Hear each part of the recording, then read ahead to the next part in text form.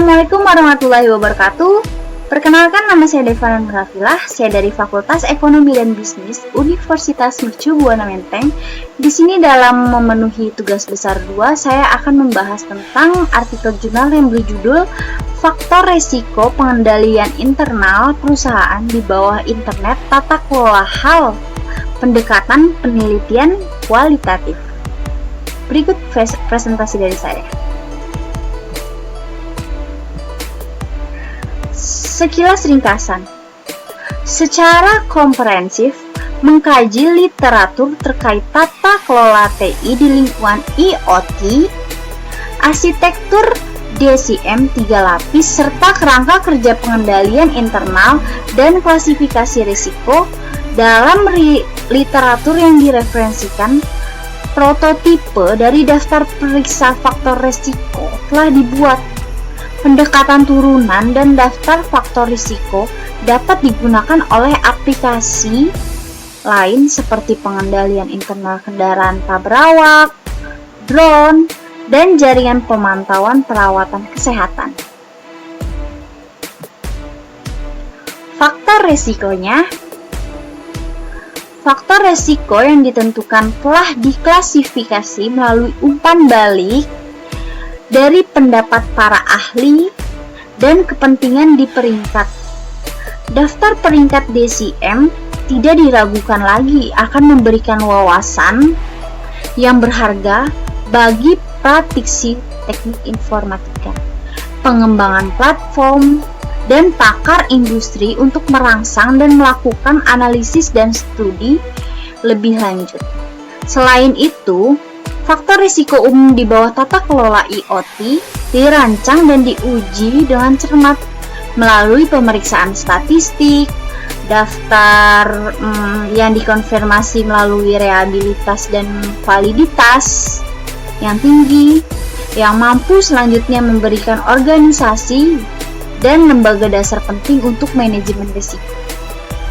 Dalam praktik tata kelola IoT generasi baru, faktor terkait juga dapat dianggap sebagai item pengukuran utama bagi perusahaan dalam melakukan pengendalian dan audit internal.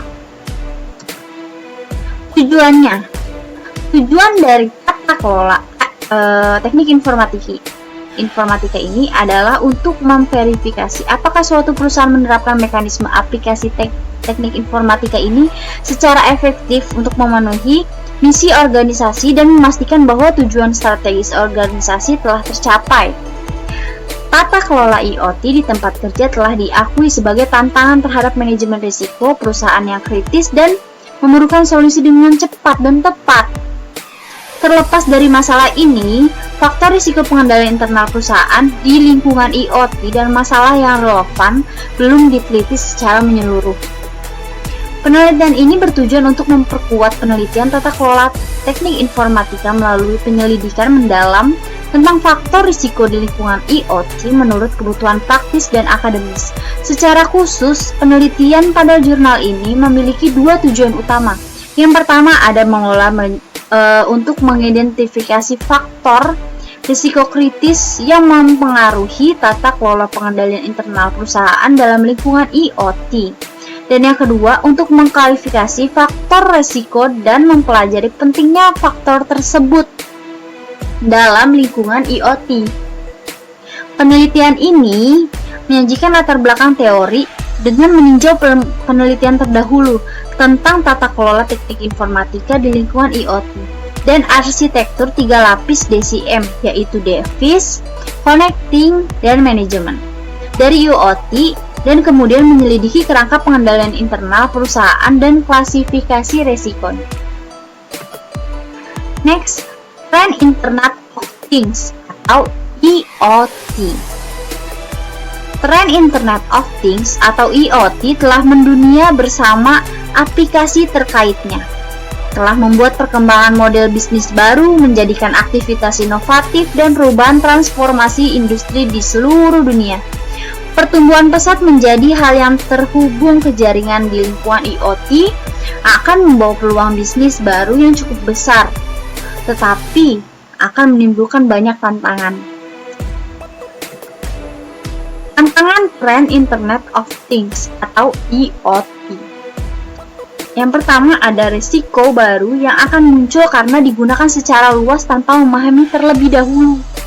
Yang kedua, masalah manajemen bisnis ilegal, transaksi ilegal, tidak adanya bukti transaksi, dan juga peretasan jaringan.